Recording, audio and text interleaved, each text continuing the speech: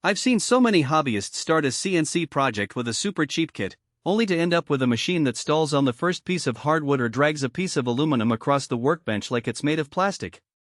The regret is real. You spend a weekend tinkering with a budget router, then waste another weekend fixing the mess. So the question is, does the Genmitsu PROVerXL 4030 V2 actually feel like a smarter buy, or is it just another cheap promise that falls apart once you push it? Link is in the description if you want to check the product details on Amazon. I spent a solid week testing this machine on 3 different work surfaces: a plain MDF board, a 1-inch aluminum sheet, and a 1-inch hardwood slab, just the way a small shop maker would. My focus was on how the upgraded motion system handled the transitions, whether the track accessories really saved time, and if the hybrid Spoilboard could survive the heat of longer cuts without warping. What I found was a mix of genuine improvements and a few hidden trade-offs that you won't see in the spec sheet. First off, the motion system. Genmitsu upgraded to a belt drive with reinforced pulleys, which translates into smoother linear movement and less backlash when you switch between materials. On MDF, the router cut cleanly at 120 mm per minute without any chatter, and you could actually see the edges of the bit staying true to the design. When I moved to an 1-inch aluminum piece, the same settings held up, the machine maintained its speed, and I didn't feel the dreaded skip that cheap kits often produce when the motor struggles. That's where the claim of faster than before becomes tangible. You can push the feed rate a notch higher without sacrificing surface finish, which matters if you're making parts for a robotics project or a small batch jewelry line. The hybrid Spoilboard is another area where the PROVerXL tries to justify its price. It's a 13 by 13-inch aluminum and MDF combo board that's designed to be interchangeable, letting you swap out the work surface quickly. In practice, this means you can start a CNC run on MDF, then slide the whole board off, replace it with the aluminum section, and continue with the same 0 point. The alignment stayed consistent, which is a big win for anyone who needs to prototype with multiple materials in a single workflow.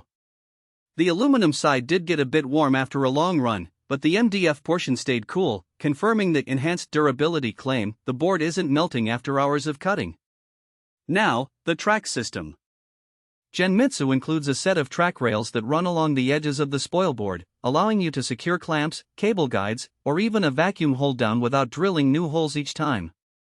For a hobbyist who likes to experiment with various fixtures, this modularity is a real time saver. I used a simple track clamp to hold a small PCB board while routing a pocket, and the whole thing stayed put even when the cutter vibrated at higher RPMs. The only downside is that the track slots are a bit tight, so you need to make sure any accessories you buy are truly compatible. Many third-party clamps advertised for generic tracks just don't slide in without a little force. What about the day-to-day usability? The machine's footprint is modest, about 1.5 feet square, which means it fits on a standard garage workbench.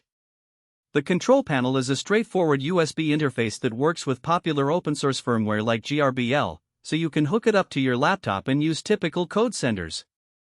I appreciated the fact that you don't need a dedicated CNC controller. A simple Python script or the free CNC software does the job.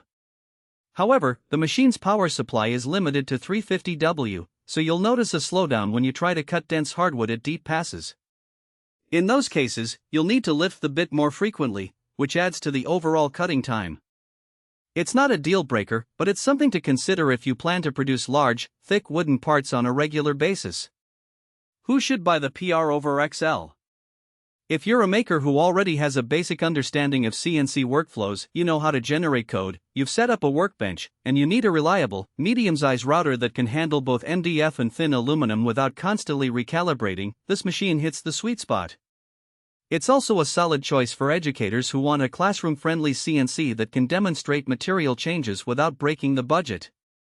The price point sits comfortably between the ultra-budget kits that often fail after a few weeks and the industrial-grade routers that cost several $1,000s.